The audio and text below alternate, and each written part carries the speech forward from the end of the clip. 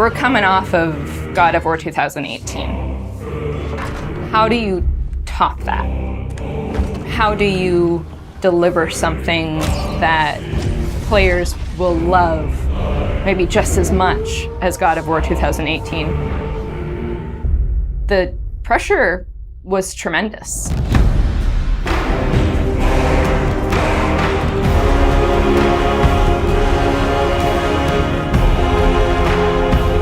My name is Ariel Angelotti, and I am the senior producer for Narrative. My name is Richard Gobert. I'm the story lead for God of War Ragnarok. I'm Jody Kupsko, and I'm the supervising dialogue designer. It's my job to shape the story along with our writing team, our narrative director, and game director. As a producer, it's my job to help build a team to create that content, to own the schedule in realizing that content. I oversee the dialogue production throughout the entire titles. Every line of dialogue that you hear, every human vocalization and effort and grunt, our team touches. So I'm a man now, like you? No. We are not men. We are more than that. The responsibility is far greater. In the story of God of War 2018, we find Kratos seemingly having turned over a new leaf in the Norse lands. He lives a quiet life, hidden in the woods with his wife Faye and their son Atreus. And the story starts with them mourning her death. And we learn that she made a final request before she passed away. She wanted them to spread her ashes from the highest peak in all the 9 realms. He's scared of being a bad father, a bad influence, and as a result, it's made him an absent father. His greatest fear is that he's passed that evil that's inside of him onto his son. You are too quick to temper. You are rash, insubordinate, and out of control. This will not stand. You will honor your mother and abandon this path you have chosen. It is not too late. They befriend Freya, who is an exiled Vanir goddess who used to be married to Odin. They meet Mimir, the self-proclaimed smartest man alive, who serves as their guide and their confidant.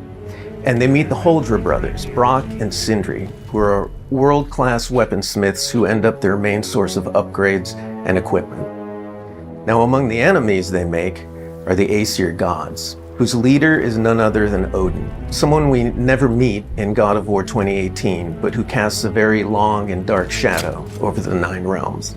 There are consequences to killing a god! Why? How do you know? How do you know? After many adventures, Kratos and Atreus end up fulfilling Mom's wishes, and over the course of that journey, they find out more about each other and about themselves, and finally find a common ground between them. They become the close family unit that Faye hoped that they would become. In God of War Ragnarok, we fast forward a few years, and little Atreus is now a teen, and they're back to hiding out in their home in the woods in Midgard. During the course of the previous game's events, they were forced to kill Odin's grandchildren, Magni and Modi, the sons of Thor. Thor does a lot of the lion's share of Odin's dirty work, and as a consequence, he's a very violent, unstable personality. At the end of the last game, they were also forced to kill Balder, the son of Odin and Freya, and that has its own set of consequences. He was a very powerful chess piece for Odin, one that Odin is incredibly bitter about losing. Freya has vowed vengeance against them for the killing of her son. Kratos and Atreus didn't want to kill him, they were friends with Freya, but Balder tried to kill her in front of them, and Kratos had no other option in the moment but to kill him to save Freya's life, even though it meant losing Freya's friendship.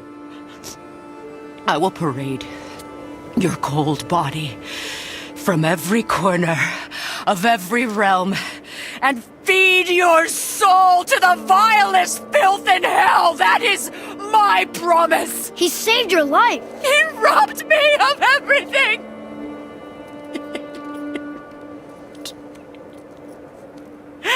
Everything. His death is also foretold to bring about Fimbulwinter, which is a brutal 3-year winter that is then followed by Ragnarok. It's an apocalyptic war between all the Norse gods, the giants, the dwarves, and the elves, and an army of the dead. They're all destined to fight in a battle that basically ends the world. Kratos is understandably worried about his son and what it means for him. You get to go on this journey with how Atreus grows into a young adult and how Kratos grows into his next era in his life, and really see kind of the parent that he's striving to be, but the person he's striving to be. I find that tale so incredibly relatable. We had started shooting plenty of content before the pandemic hit. In fact, the week before we all went work from home, we were doing a shoot.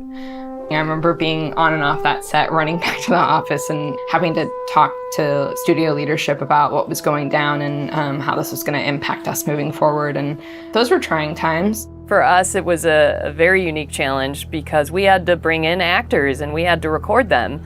And so we had to look at different ways of adapting our typical motion capture process and dialogue recording process so we can continue production and continue at the quality that we wanted for our players and our fans. We had some actors stand in for other characters, actors who were already, who were like core to one of the scenes, might just be able to play a background character in another scene to be able to avoid a situation where too many people were on set on any given day.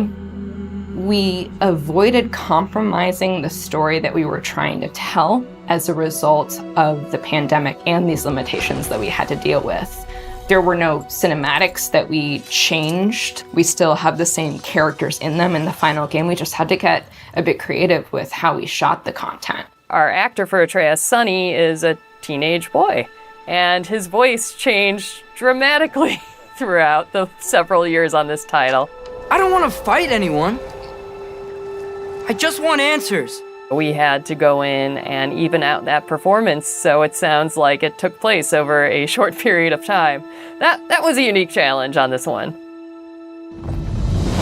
The prophecies say Fimbulwinter leads to Ragnarok. War is coming. Whether the Norse saga was going to be a trilogy or just 2 games was something we debated a lot. There were obviously pros and cons for either approach. So we waited for Cory Barlog to weigh in, and he did, and he said, let's do it in 2. The consequence to that is, how do you wrap up the story in one game and do Ragnarok justice? How do we lead up to that and then have a big moment at the end of the game and wrap up all those loose threads? This game is bigger than what we initially envisioned. There's a lot of important story moments that we needed to cover. There are more characters that we follow the threads of. And ultimately, it ends up feeling big and epic because there is a lot there for people to enjoy. I am very excited for folks to see this final chapter. A lot happens.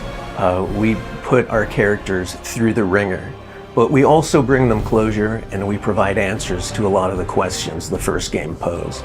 Just all of the new combat that we're doing and the new interactions. There's a lot of stuff that's happening in this title that I think people are going to have fun with.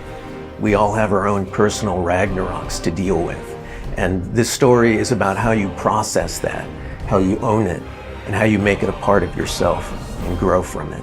I mean, we set some stuff up at the end of last game. There's going to be some consequences this game. We're going to see how things play out between Freya and Kratos. We're going to see how the evolution of the family relationship continues. You got Brock and Sindri, the dwarves, who are kind of part of your makeshift family now. And there's going to be some other characters that we introduce that maybe going to disrupt the balance a little bit. I can't wait until players get their hands on the game, are able to experience how the story unfolds for themselves. We have, I think, an incredibly well-rounded game. Very satisfying combat, beautiful and rich environments to explore, outstanding character art, a lush and moving soundtrack and soundscape. It's the work of hundreds of very dedicated artists, and they all have their own stories to tell.